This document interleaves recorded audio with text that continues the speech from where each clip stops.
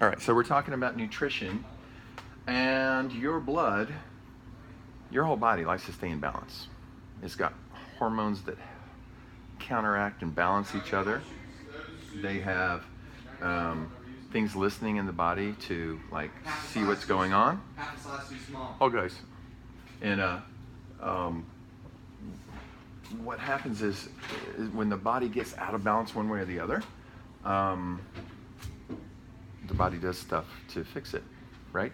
And one of those things would be like, I don't have it anymore. But what if this whole bucket was filled with M&Ms? Why are you got a little salivating right there? You like sugar a lot? Yeah? What would happen if we ate that whole thing full of M&Ms? You would probably feel sick. You'd feel sick. That's a really good answer, especially if you've been eating really well, you'd feel sick. You know, some people would love it though. But what would happen to our blood sugar levels? To eat something healthy. Hmm? To eat something healthy? Well, your blood sugar levels, like when you have all that sugar at one time, it goes down and digests and it goes straight into the blood. So our blood sugar would go up, right? Good? So, and then at some point, something in our body would notice that, right? And it'll cross a boundary, and it creates what's called the insulin response. Have you ever heard of insulin?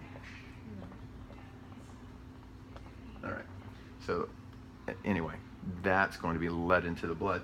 And what it does, insulin's whole job is to say, oh, I got extra energy. I'm going to store it in the body. How do you think it stores it? No idea. You had no idea? Stores it as fat. Fat is an energy source. Cool? Right? That's why seals and all those guys have that blubber. And bears put on more weight, right? Just before they go into hibernation, right? So they have something to feed off of. So what happens is once you get this insulin response, what happens to your blood sugar levels, you think? They go back down.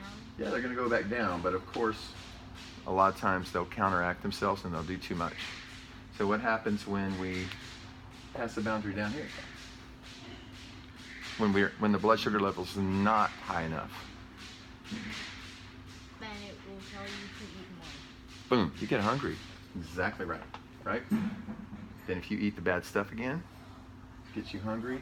The closer you make these waves, right? Every time we cross the boundary here, we're going to store fat, and that's how people get bigger. Cool, right? Because I call this like, this is the hangry. This is my hangry line, right? And this is what we call our glycemic boundary, okay? So what we don't want to do is create a lot of glycemic responses, right? So you play rock and roll band, right? Is it loud up there on stage? Yeah. So do you know there's a lot of rock and rollers that have been doing it for like 10s and 20, 30 years you can't hear right now? Probably not aware of this. But what happens is when you hear loud music for a long period of time, what happens to your ears later? They'll start to not hear it as Well, well. they start, yeah, exactly right. They'll start ringing, and then people have to say things louder to you for you to get them until your ears go back to normal, right? So they become desensitized, right? Every time we eat badly,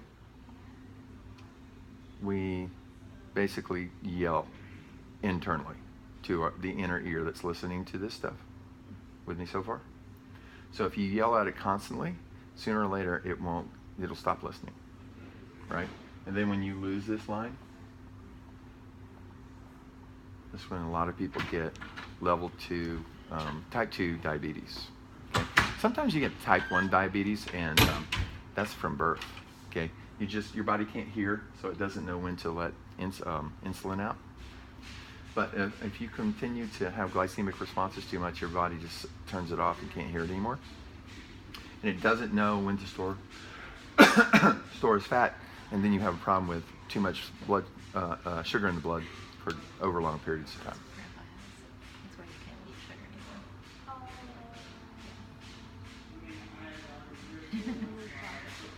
too many Oreos. Yeah. Okay, so the way to do, so what we want to do is not have that big wave. So what we really want to do is we want to find a way to eat like this, right? Keep it within the boundaries that we put onto it, right? So that we never really have to store fat, right? And that we exercise enough to maintain the amount of food that we eat without putting on too much fat or any fat, right? So the way to do that is 13 words. Did you read those? No. Okay. So it's pretty easy. So it's going to be to eat meat and vegetables.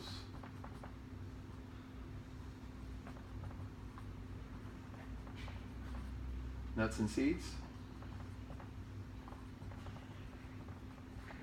Some fruit. Little starch.